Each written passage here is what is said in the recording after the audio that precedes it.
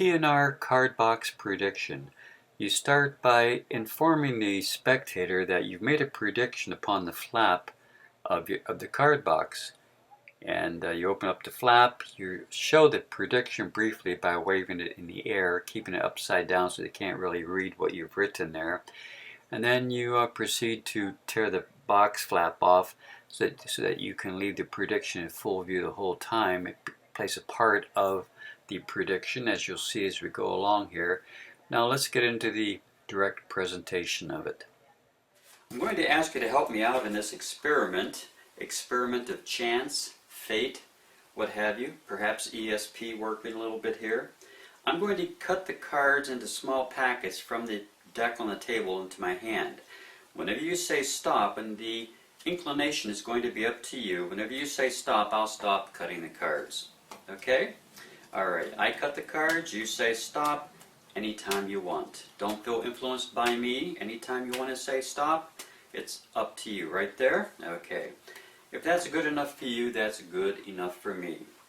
Now I've marked the place where you told me to stop with the flap, from the torn off flap from the card box, and I want to show you the coincidence that has just happened.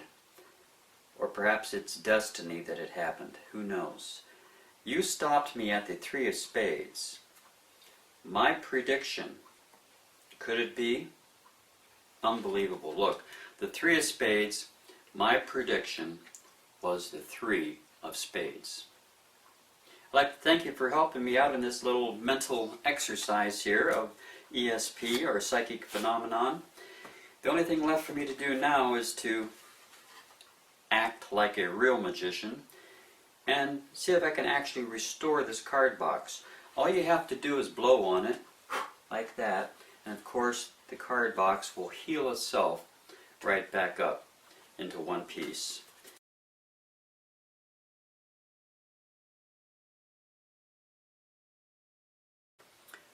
The magic marker is in the pocket.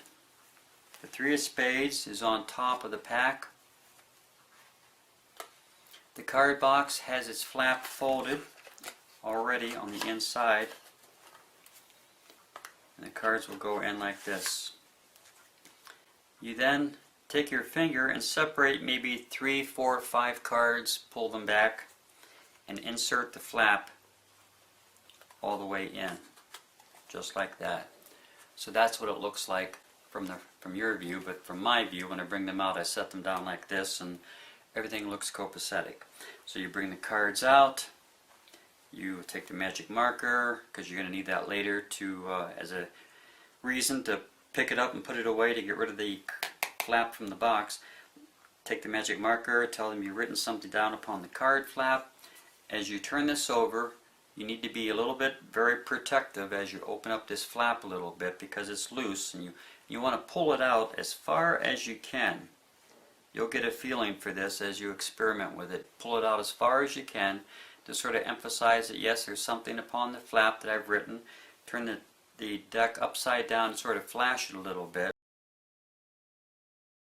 From the front, it looks as though you've opened up the flap and simply flashed the prediction. And then you want to go into the tearing sequence. And this is how that works. With the deck in this position, you can see the flap is there. Flap is still tucked inside of those 4 or 5 cards. It's covered up with your fingers. You simply work your fingers back and forth like this, rock the pack of cards. As you do so, slowly pull out the flap. That's all you do. Keep your finger up here though, so they don't see that it's behind the front of the card case. Simply pull it out, start working it back and forth, and when you get to the very tail end, just flip the pack with your fingers and it makes that little tear sound. It looks rather convincing. That last little snap with your finger off the edge sounds like it has been torn. Once again, from the front, you've opened up the flap, you've shown the prediction briefly, then you proceed to tear the flap of the card box right off. You then dump the cards out of the box. Now what I've also done, you probably can't see here, is On this edge of the box that was left, I actually took a file, a fingernail file, and I filed it down, gave it some rough edges right there. So if you're up close looking at it, it would look more like a tear had been had happened there. So the box is set aside, you go into your effect, you force the three of spades. The three of spades was predicted. Now let's take a look at how the three of spades is forced. To be able to force the three of spades, which is written on the card flap, the three of spades needs to be on top of the deck when you bring it out. You can shuffle it to the bottom and then reshuffle it back to the top if you like. That's what I usually do, just to show that the cards have been lightly shuffled. You then go into the explanation that you're going to cut small portions of cards from the pack, and they're to say stop whenever they wish. Now what you're actually doing here is this. The first time you cut the deck, you cut about 1/3 of the cards. Place them in your hand. Remember the 3 is on top. The second packet, just take 2, 3, or maybe 4 cards and place them on top, but hold a pinky break, a little break in between them. And then continue cutting more cards, just lightly, just a few cards at a time, explaining that they're going to say stop at some point in time. Now that you've explained everything to them, you replace everything back on the table. Remember, you still have your pinky break where the three of spades is, so you cut at the break, place those cards on top of the cards on the table. The cards in your hand, remember the three of spades is still there. You want to lift up and get a little break underneath it with your thumb, back here, and you go to set those on the table, but you immediately pick up just the top card, the three of spades, and set that in your hand, and you go into your cutting sequence. It doesn't matter now how many cards you place on top of it, you just go immediately into that cutting sequence, saying, okay, now you say stop anytime you want. And of course they'll say stop at some point. You mark the place with the flap sticking out, place those cards back on. Pick up the deck from the table, sort of flash it front and back. Allow a little bit of time to pass before you do the reveal, to give them a little bit of time delay to actually think this thing out, that it was actually the top card the whole time. You then slowly separate, show the three of spades, lay your prediction on the table, and of course it's going to be a perfect match. It's a very, very easy force to do, although you can do any force that you want.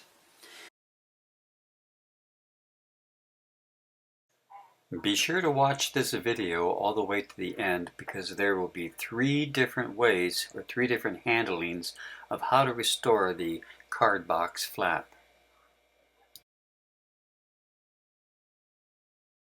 On the Cardbox, you want to fold the flap all the way in. Now you'll notice on every deck of cards there's an extra groove or an extra fold right there, which would allow you to fold it back even further if you wanted to. Well, this fold needs to be creased a little bit, so it's very, very pliable. So when you're ready, that's all the preparation you need.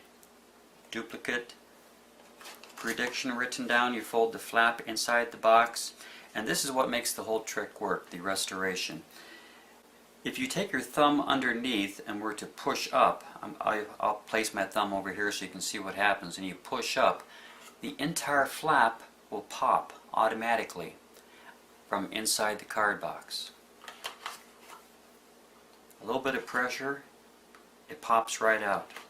Now this is happening under cover of your fingers because of the fact that the card flap is placed on top of the box as if you're going to rub it to restore it. But what happens is your thumb comes underneath, pushes up, and that flap pops out just like that. After it pops out, you grab it with your thumb underneath, I'll expose it here, and you pull the box downwards, which will extend the box, that little fold. See how the fold is unfolding there? That will bring the box into a complete position, I guess you could call that. Okay, so this is what it would look like. I'll try to expose this for you. The flap gets turned over, your thumb comes underneath, your fingers cover the flap.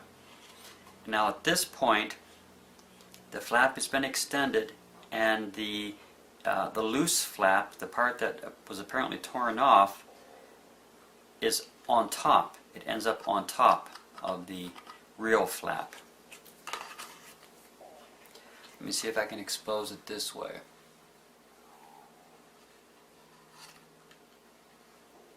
Just like that. So now all you have to do is to have them blow on it, or you can blow on it as you cover it with your fingers.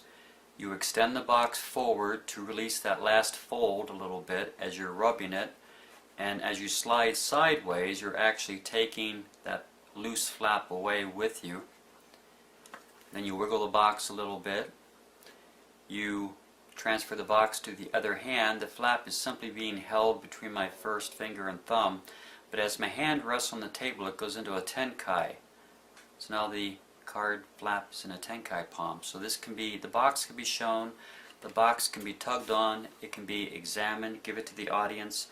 At this point you want to get rid of the flap over here, so simply reach for your magic marker and go to put that away back in your pocket or in your close-up case. Either one will get rid of the flap.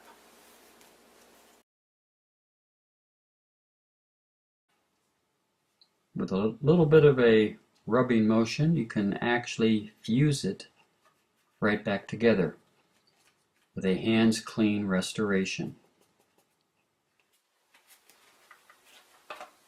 This restoration is very easy to do. Remember, the card box flap was tucked up on the inside, and one of the important things to remember is that when you transfer from hand to hand, put your thumb on the inside to keep that flap up against the top of the box. You don't want that flap popping down like you see here. It has to be up against the top. You then pick up the flap, display both items, toss the flap down face down, transfer the box. Pick up the flap, covering it with all four fingers, being careful not to flash it, as you simply drop it down inside the box. Your thumb then catches the box flap that was tucked on the inside. It pops out and you pull it open for the restoration. A very easy, hands clean version. Notice I pinch the box when it's turned upside down to pull upon the tab or the flap.